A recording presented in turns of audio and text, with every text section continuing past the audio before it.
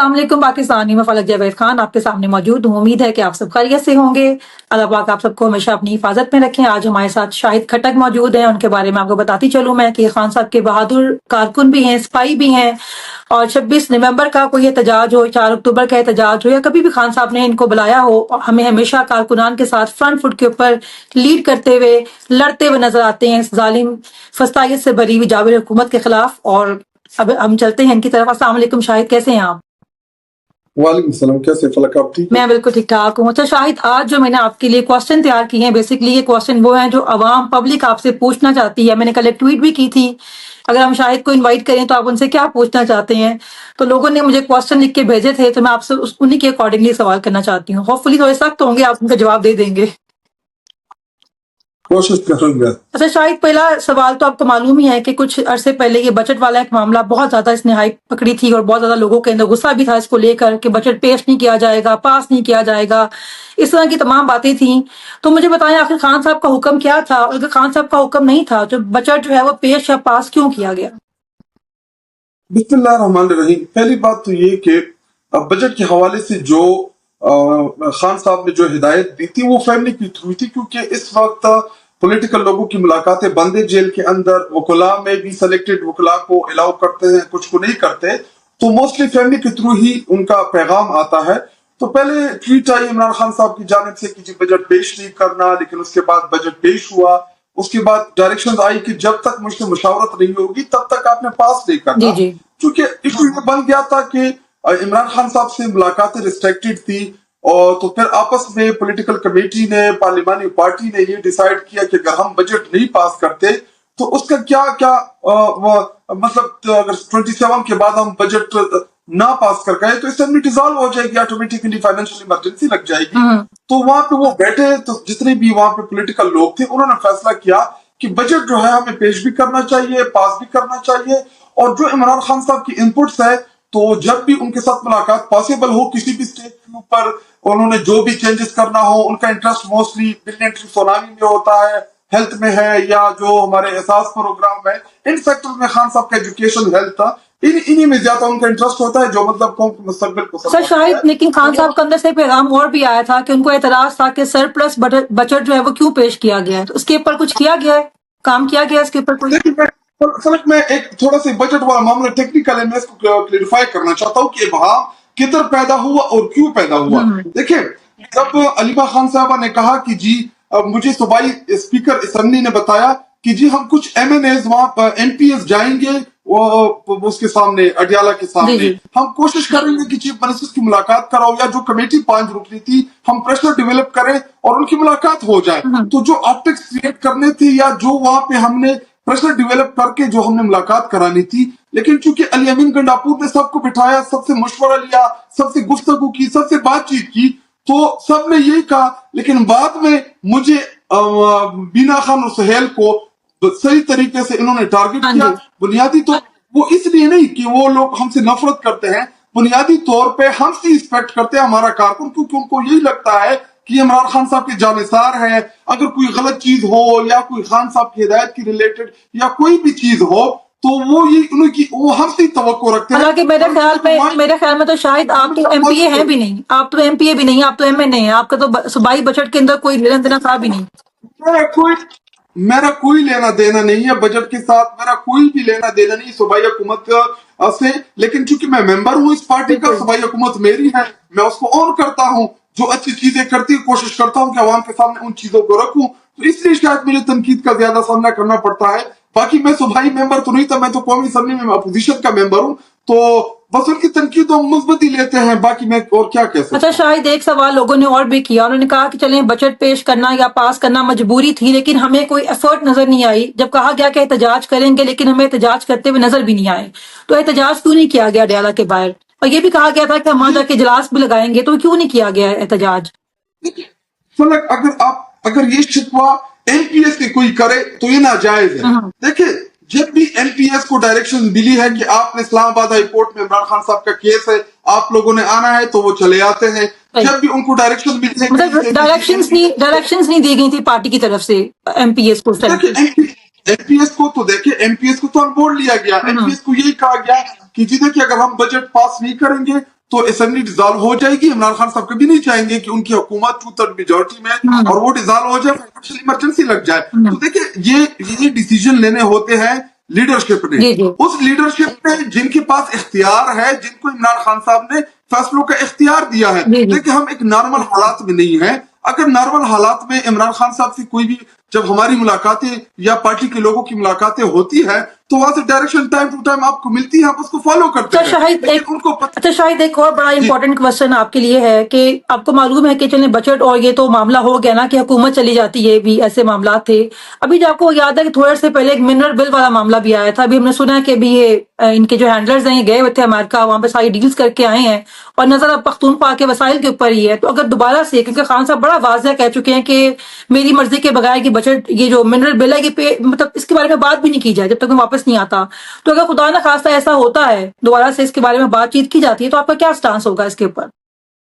اس پہ میں بڑا واضح ہوں. دیکھیں فلک منرل کے معاملے میں میری کیا انوالومنٹ تھی یا مجھے کیسے انوالو کیا گیا تھا. دیکھیں مجھ سے ایک سوال ہوا یہ شفا یوسفزئی کے پروگرام میں کہ جی یہ منرل بل کا کیا ایشو. دیکھیں روٹین میں صوبائی حکومت ریفارمز لاتی ہے, بہت سی چیزوں میں جو ریفارمز ہوتے ہیں تو میں ان سے پوچھتا رہتا ہوں کیونکہ ہم میڈیا فیسز ہیں, میڈیا کے اوپر جا کے چیزوں کو ڈیفینڈ کرتے ہیں.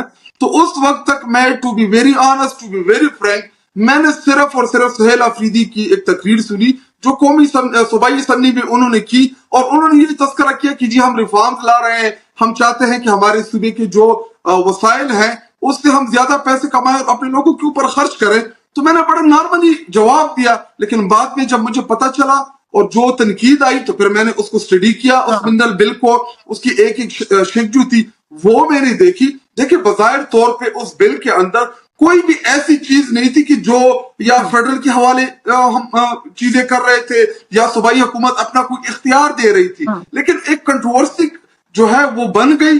تو اس کے بعد ہم نے چیف منسٹر کو کہا کہ جی اب اس کو آپ کم از کم پاس اس لیے نہ کریں, اگر یہ منرل بل یہ صوبے کو 500 ارب روپے بھی کما کے دے گا, اس میں اس سے صوبہ بہتر بھی ہوگا, اس سے ریونیو بھی بڑھے گی, لیکن اب ایک ابہام پیدا ہو گیا ہے, اب شکوک و شبہات پیدا ہو گئے, تو اس بل کو بالکل اب پاس کرنے کی ضرورت نہیں ہے. سب سے بڑی بات ہے خان صاحب کا حکم آ گیا تو آگے کوئی اف اینڈ بٹ تو رہ جاتا ہی نہیں ہے. دیکھیں جب خان صاحب نے کلیئر کر دیا کہ منرل بل جو ہے یہ پاس نہیں ہوگا تو اس کے بعد پھر اس کے بعد اس کے اوپر اب بحث کرنا بھی فضول ہے, اب اس کو ڈسکس ہی نہیں کرنا چاہیے اس ایشو کو. اچھا شاہد, عمران خان نے تحریک کا اعلان کر دیا ہے, آپ کی اس حوالے سے کیا تیاری ہے کہ آپ نے موبلائزیشن سٹارٹ کر دی اپنے حلقے کے اندر, آپ کو عوام کے اندر کیا رسپانس نظر آتا ہے اس کے بارے میں؟ دیکھیں ابھی تو کلیئرٹی آئی گی, ابھی تو اناؤنس ہوا ہے کہ جی 5 تاریخ تک یا 5 اگست تک ہم نے اس تحریک کو اٹھانا ہے. دیکھیں جو ڈائریکشنز ملی ہیں خان صاحب کی سائٹ سے, بلکہ اس دفعہ جو مجھے اطلاعات ہے وہ یہی تھی کہ اس دفعہ جو ہمارے پولیٹیکل لیڈرشپ ہے انہوں نے کوئی پلان بنایا ہے, وہ پلان جا کے خان صاحب کے ساتھ شیئر کیا ہے کہ ہم ایسے اس طریقے سے ہم اپنی تحریک کو اٹھائیں گے. تو ابھی تک ہمارے ساتھ کوئی ایسی چیز شیئر نہیں ہوئی, لیکن میں آپ کو ایک چیز واضح کر دوں, جدھر عمران خان صاحب کی رہائی کی بات آئے گی, جدھر عمران خان صاحب کی تحریک کی بات آئے گی, خیبر پختونخوا جو ہے وہ ہمیشہ سے فرنٹ فٹ پہ رہا ہے, ہمیشہ سے انہوں نے اپنا کردار ادا کیا ہے. دیکھیں تیاری وہ کرتے ہیں جن کے پاس لوگ نہیں ہوتے. ابھی مجھے اپنے ضلع کا ٹارگٹ پتا ہے, میں نے 2500 3000 لوگ, میں نہ کوئی 50,000 لوگ لے کے آ سکتا ہوں, نہ میں کوئی 2 لاکھ لوگ لے کے آ سکتا ہوں. وہ میرے 2500 3000 4000 جو میرے کارکن ہیں جو میرے ساتھ روٹین میں جاتے ہیں, مجھے پتا ہے کہ کون سے ولیج کونسل کے ہیں, کون سے گاؤں کے ہیں, ہم نے ان کو ٹرانسپورٹ دینی ہوتی ہے, وہ نکل آتے ہیں. لیکن ہم اکثر ایکٹیویٹی اسی لیے کرتے ہیں تاکہ ہمارے کارکن کا مرال بلند ہو, تحریک کھڑی ہو. تو آلریڈی ہماری تیاری جو ہے خیبر پختونخوا میں پہلے سے بھی ہے, اور جو ڈائریکشن پارٹی اب دے گی ہم اس کو فالو کریں گے. اچھا شاید ایک اور سوال, یہ تھوڑا سخت ہے. لاسٹ ٹائم عوام نے بہت شکوہ کیا کہ 26 نومبر کو سب نے دیکھا اس طرح گولیاں ماری گئی اپنی عوام کے اوپر, حالانکہ کوئی بھی گولیوں کے سامنے کھڑا تو نہیں ہو سکتا کیونکہ کسی کی بھی اس طرح کی تیاری نہیں تھی, نہ ہی کوئی ایکسپیکٹ کر رہا تھا کہ ریاست اپنے لوگوں کے اوپر سیدھی گولیاں چلا دے گی. لیکن عوام کا شکوہ یہ تھا کہ اس وقت عوام کو چھوڑ کے سب چلے گئے تھے. اس کے بارے میں وہ کہتے ہیں کہ اگر دوبارہ تحریک شروع ہوتی ہے, اگر ایسا کوئی معاملہ ہوتا ہے تو اس سے بچنے کے لیے کیا تیاری ہے, اور کیا اپنی عوام کو پھر تو کوئی چھوڑ کے نہیں جائے گا, مطلب لیڈ کرتے رہیں گے ایسے اگر کوئی معاملہ ہوتا بھی ہے؟ دیکھیں 4 اکتوبر کو بھی دیکھیں جو لوگ ادھر موجود تھے, جو اینی شاہد ہیں, ان کو بہت سی چیزوں کا پتا ہے. ابھی میں ان کنٹروورسی کے اوپر ابھی زیادہ ڈیبیٹ کرنا بھی نہیں چاہتا کہ کس نے کیا کیا, کس نے کیا نہیں کیا. دیکھیں 26 نومبر کو بھی ہماری یہ بہت بڑی سکسیس تھی کہ ہم ڈی چوک تک آئے. ہم تقریباً 9, 10, 11 بجے تک ہم نے ادھر سے سٹینڈ کیا. جب لائٹیں بند ہوئی, شیلنگ وہاں پہ ہو رہی تھی, اس کے بعد اسٹریٹ فائرنگ شروع ہو گئی. فائرنگ تو صبح کے ٹائم سے, فائرنگ تو بلکہ 25 سے بلکہ 24 سے ہی فائرنگ شروع تھی. میرا پہلا کارکن جو تھا وہ جو قافلہ میں لیڈ کر کے آ رہا تھا جنوبی پختونخوا کا, تو داؤد خیر کے مقام کے اوپر میرے کارکن کو پیٹ میں گولی لگ گئی. حالانکہ وہ ربڑ کی گولی تھی لیکن اس کو لگ گئی پیٹ میں, زخمی ہو گیا. اس کے بعد جب ہم جو آگے آ رہے تھے, اسی طرح 26 نومبر کو ہمارے کارکن شہید ہوا. ہمارا جو سالار کاکڑ واپس لے کے جا رہا تھا بلوچستان کا, اسی طرح ہمارا میرے خیال میں صدر علی جو مردان کا ہمارا کارکن تھا, اس کو بھی 26 نومبر پہ گولی لگی. پھر جب ہم آگے آئے تو دوسرے کارکن کو گولی جو تھی ہمارے یہ سینٹورس کا جو اشارہ تھا یہاں پہ لگی. اسی طرح پھر ڈی چوک میں ہمارے دیگر کارکن کو گولیاں لگی. تو گولیاں صبح سے شروع ہوتی, لیکن 8, 8:30 بجے کے بعد جس ٹائم کنٹینر کو آگ لگا رہے تھے, اس وقت اتنی شدید فائرنگ کہ شاید یہ کسی گوریلا جنگ میں بھی نہ ہو. دیکھیں ایک ہیومن ریئیکشن ہوتا ہے جب فائرنگ ہوتی ہے, آپ نہتے ہو, آپ کے پاس خالی ہاتھ ہو. ہم کوئی گوریلا فوج نہیں تھے, ہم کوئی ٹرینڈ لڑائی جھگڑے والے نہیں تھے, ہم تو پولیٹیکل کارکن تھے. ہم تو ایک پولیٹیکل یہاں پہ پروٹیسٹ کرنے آئے تھے. دیکھیں ہم یہاں تک ہم نے سسٹین کیا, لیکن گولیوں کا مقابلہ کوئی نہیں کر سکتا. ہاں لاسٹ ٹائم ہمیں اندازہ نہیں تھا کہ یہ گولیاں چلائیں گے. دیکھیں ربڑ کی گولیوں تک تو ہم مینٹلی ریڈی تھے کہ ربڑ کی گولیاں اس سے پہلے بھی ہمارے اوپر انہوں نے چلائی ہے. تو اس دفعہ ہم ایسا پلان کریں گے کہ ہم اپنے کارکنان کو انشاءاللہ پروٹیکٹ بھی کریں گے, تحریک بھی لانگ ہوگی, پروٹیسٹ بھی لانگ ہوگا, اور ہماری یہی کوشش ہوگی کہ اس دفعہ گولیوں کی نوبت شاید اگر کسی نے پارٹی میں سے رکاوٹ ڈالی اس تحریک کے لیے, تو کیا پارٹی ڈسپلن کو فالو کریں گے یا ایسے لوگوں کو ایکسپوز کریں گے؟ دیکھیں میرے خلاف کیوں کمپین اب چلتی ہے, بنیادی طور پہ تو 26 نومبر کے بعد جب میں نے 2-3 ٹویٹس کیے, کیونکہ ہمارے کارکن شہید تھے, ہمارے 11-12 ہزار کارکنان اریسٹ ہو گئے, تو اس وقت مجھے غصہ اسی چیز کا تھا کہ دیکھیں ہمیں جو میں واٹس ایپ گروپ جو ہے میں اس کا آپ کو نہیں بتانا چاہتا کہ واٹس ایپ گروپ میں نے کیا میسج کیا, مجھے رسپانس کیا آیا, مجھے پارٹی کی لیڈرشپ نے کیا کیا بولا. تو میں چونکہ پارٹی میں نہیں چاہتا کہ میں کسی کی پرائیویسی آؤٹ کروں, تو مجھے غصہ اس چیز کا تھا کیونکہ میں نے ان کو الرٹ کیا. میں نے کہا دیکھیں 4 اکتوبر کو بھی آپ سب گلہ کر رہے تھے کہ جی علی امین کیوں چلا گیا کے پی ہاؤس. میں نے کہا اب سب جب ہم ہوں گے, ہم 90+ MNAs, اسی طرح ہمارے پنجاب اسمبلی کے MPAs, اسی طرح ہمارے خیبر پختونخوا کے MPAs, جب ہم سب ایک کنٹینر کے اوپر ہوں گے تو اگر علی امین نہ ہو, بشرا بی بی نہ ہو, فلک جاوید نہ ہو, شاید خٹک نہ ہو, تو دوسرا نہیں تیسرا نہیں چوتھا, پانچواں نہیں چھٹا, جب ہم بالکل کوئی نہ کوئی موجود ہوگا تو ایک بندے کے اوپر پریشر نہیں آئے گا. تو جب آپ ایک بندے کے اوپر پریشر لائیں گے تو دیکھیں انسان ہے, کمزوریاں بھی ہوتی ہیں انسان کی, تو پھر ایسا نہ back up plan a, plan be, plan سی, سارے پلان ہونے چاہیے کہ اگر کون سے حالات میں کیا ہم پلان آگے لے کر آئیں گے. اچھا شاہد آپ نے دیکھیں ابھی یہ کیا پلان ہوگا کہ جی 4 اکتوبر کو جب پروٹیسٹ لوگ اسلام آباد میں کچھ اریسٹ ہو گئے, کچھ چلے گئے, پولیٹیکل کمیٹی نے فیصلہ کیا کہ جی احتجاج جاری ہوگا. کیسے جاری ہوگا؟ لوگ نہیں پروٹیسٹ ہوتے کہ جو اپن گراؤنڈ موجود ہو, اور زوم کمیٹی میں جن لوگوں نے میٹنگ اٹینڈ کی وہ سارے نہیں آئے. میں صرف اتنا کہوں گا. اچھا شاہد, آپ کو سنا ہی ہوگا آپ نے کہ قاسم اور سلیمان نے پاکستان آنے کا اعلان کیا, اس کے بعد سے ان کے خلاف ایک شدید سی کمپین سٹارٹ ہو گئی ہے. رانا ثناء اللہ کو آپ کیا پیغام دینا چاہیں گے؟ انہوں نے تو سیدھی دھمکی لگا دی ہے کہ پاکستان اگر آتے ہیں تو پھر یہ ایسے واپس نہیں جائیں گے, ان کو برٹش ایمبیسی جو ہے وہ ان کو بازیاب کروائے گی. تو آپ اس کے بارے میں کیا کہنا چاہتے ہیں, کیوں اس طرح کی یہ حرکتیں کرتے ہیں؟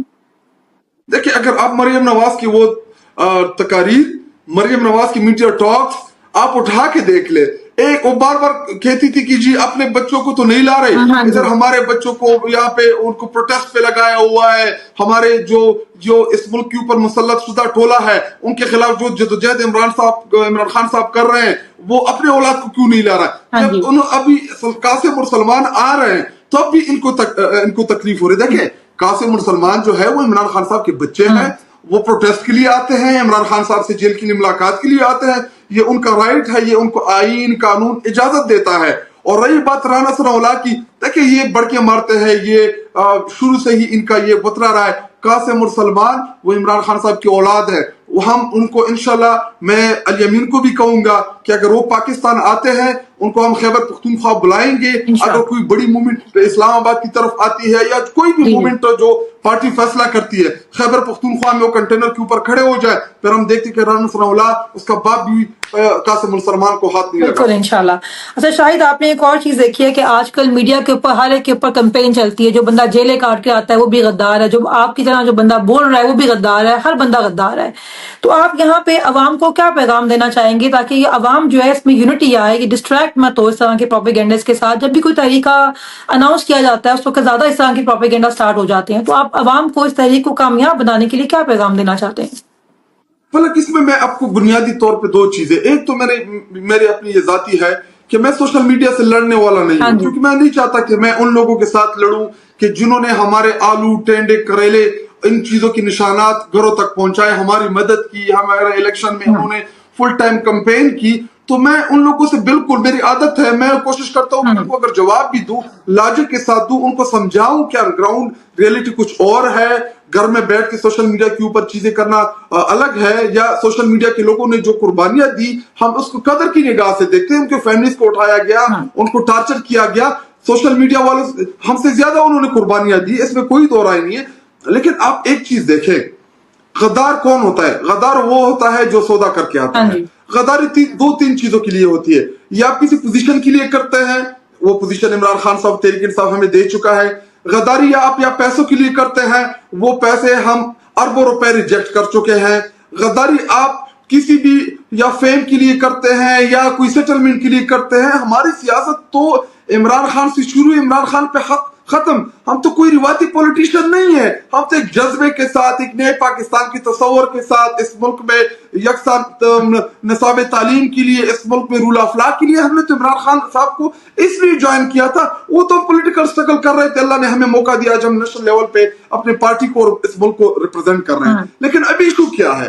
ایشو یہ ہے کہ کچھ ایسے ہمارے سوشل میڈیا کے لوگ جن کو اٹھایا گیا ہے, انہوں نے ان کے ساتھ یہی ایگریمنٹ, یہی سیٹلمنٹ ہوئی ہے کہ ہم آپ کو رہا کر رہے ہیں, لیکن رہائی کے بعد آپ نے مریم نواز کے اوپر نہیں بولنا, آپ نے پاکستانی اسٹیبلشمنٹ کے اوپر نہیں بولنا, آپ نے فوج کے اوپر تنقید نہیں کرنی, آپ نے آئی ایس پی آر کو جواب نہیں دینا, آپ نے شہباز شریف کو جواب نہیں دینا, آپ نے اپنی ہی پارٹی لیڈرشپ کو ٹارگٹ کرنا ہے. آپ دیکھ لیں مخصوص ایسے اکاؤنٹس ہیں جو مہینے میں ایک بھی ٹویٹ آپ کو نظر نہیں آئے گی کہ اس نے کوئی چینی کے مہنگائی کے اوپر کی ہو, مریم نواز کے اوپر کوئی تنقید کی ہو.